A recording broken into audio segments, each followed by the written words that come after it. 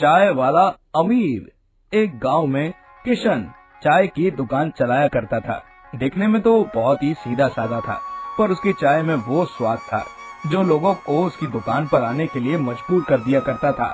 सभी लोगों को किशन की चाय काफी पसंद थी। वैसे तो किशन की दुकान पर उसके पिताजी बैठा करते थे, पर उनके देहांत के बाद से किशन ने ही उनकी दुकान को संभाला था। एक दिन की बात है, किशन आराम से चाय बेच रहा होता है। तभी उसकी दुकान पर हरिया आता है और वो किशन से कहता है, अरे भैया एक चाय तो देना। हाँ भैया अभी लाया, तो रुको जरा। और ये कहकर किशन चाय लेकर हरिया के पास पहुंच जाता है।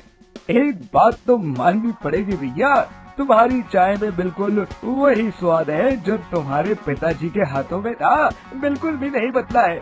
वाह भाई वाह, बहुत ही स्वादिष्ट चाय है, मजा ही आ गया। अरे भैया बदलेगी कैसे, मैं तो सिर्फ बनाता हूँ, चाय पत्ती तो उन्हीं की दी हुई है। अरे ये तो तुमने बिल्कुल ठीक कहा, मानना पड़ेगा आज के समय में कौन इतना अपने पिता के लिए करता है जितना तुम कर रहे हो। ये सुनकर किशन बहुत ही खुश हो जाता है। धीरे धीरे समय गुजर रहा था, सब कुछ अच्छा चल रहा था। दुकान से आने के बाद किशन कपड़ों को बदलकर खेतों की तरफ निकल जाया करता था, क्योंकि उसने अपने खेतों में चाय की खेती की थी। इसी के साथ साथ वो और भी कई सारे काम किया करता था। एक बार गांव में शहर से कुछ लोग चाय के सिलसिले में आए होते हैं, पर वहां जाकर उन्हें पता लगता है कि मालिक तो शाम को ही आएंगे। इसके बाद वो लोग रुकने के लिए जगह ढूंढने लगते हैं। तभी उन्हें किशन की दुकान दिखती है और वो सभी उसी दुकान पर चाय पीने जाते हैं।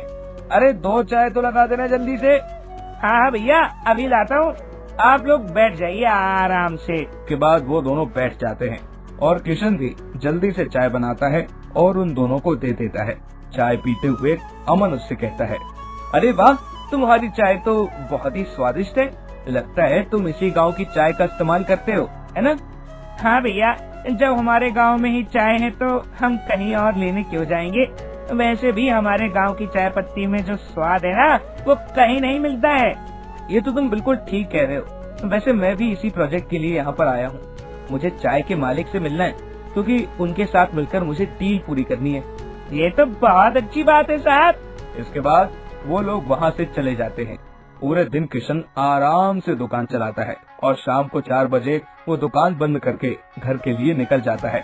अभी वो जा ही रहा था, तभी अचानक से शोर मच जाता है। शोर को सुनकर किशन भी उसी तरफ चला जाता है। तभी उसे पता चलता है कि मुखिया कमल के घर आया होता है और उसका सामान फेंक रहा होता है। जब ये बात किशन को पता लगती है तो वो काफी हैरान हो जाता है और वो मुखिया से कहता है, अरे मुखिया, तुम इस तरह कमल दादा का सामान क्यों फेंक रहे हो? अरे तुम इस मामले में मत पड़ो, वैसे भी ये हम दोनों का आपसी मामला है। हाँ वो तो दिख ही रहा है कि आपसी मामला है। अगर आपसी ही होता तो आराम से सुलझा लेते ना, इस तरह सामान नहीं फेंकते। क्या बात है दादा, तुम ही बताओ, ये क्यों सामान फेंक रहे हैं तुम्हारा? अरे क्या बताऊं बेटा, मैंने मुखिया से 50,000 रुपए उधार लिए थे, पर मैं उसके रुपए नहीं लौटा पाया और इसीलिए वो मेरे घर को छीन रहा है।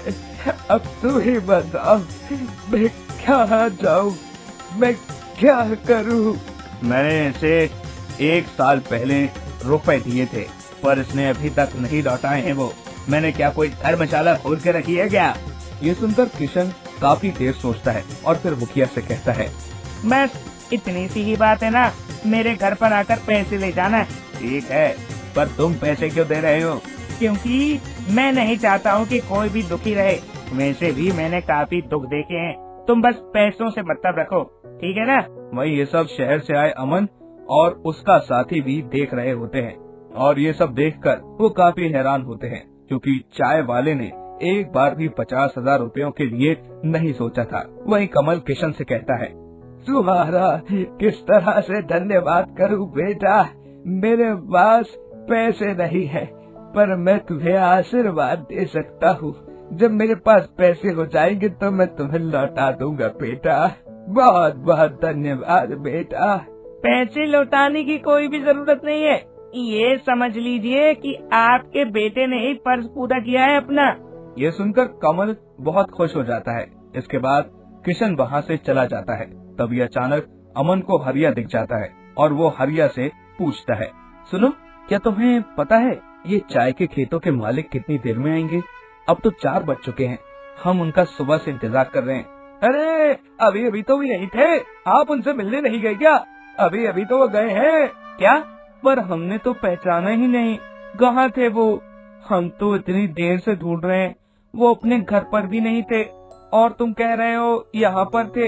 यहाँ पर तो वो चाय वाला और मुखिया बस थे। अरे अभी जिन्होंने पैसे देने की बात की थी ना, वही तो है चाय के खेतों के मालिक। क्या? पर वो तो चाय वाला है, वो खेतों का मालिक कैसे हो सकता है? मैंने खुद उसकी दुकान पर जाकर चाय पी थी। अरे नहीं नहीं, आपने गलत समझ लिया, वो दुकान चलाते हैं पर वो चाय वाला नहीं है, बहुत ही बड़े बिजनेसमैन है वो। उनकी शहर में और गांव में भी काफी सारी फैक्ट्रियां चलती है। वो तो अपने पिता की आखिरी इच्छा की वजह से चाय की दुकान चलाते हैं। पर मैं तो उनकी दुकान पर गया था, उन्होंने हमसे बात क्यों नहीं की? क्या उन्होंने हमें पहचाना नहीं?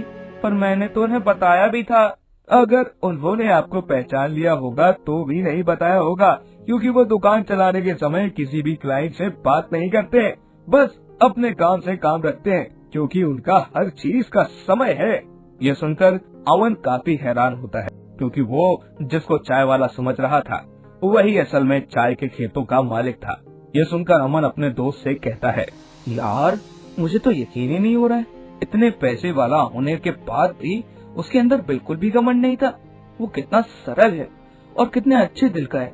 तभी अचानक अमन को किसी का फोन आता है और वो सीधा किशन के घर पहुंच जाता है, क्योंकि किशन ने ही उसे फोन किया था।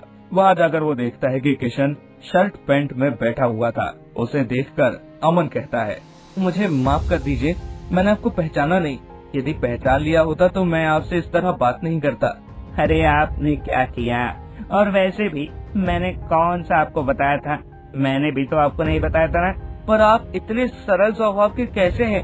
आज के जमाने में इंसान के पास थोड़ा पैसा आ जाता है तो वो घमंडी हो जाता है, पर आप इतने बड़े चाय के खेतों के मालिक होने के बाद भी घमंडी नहीं है।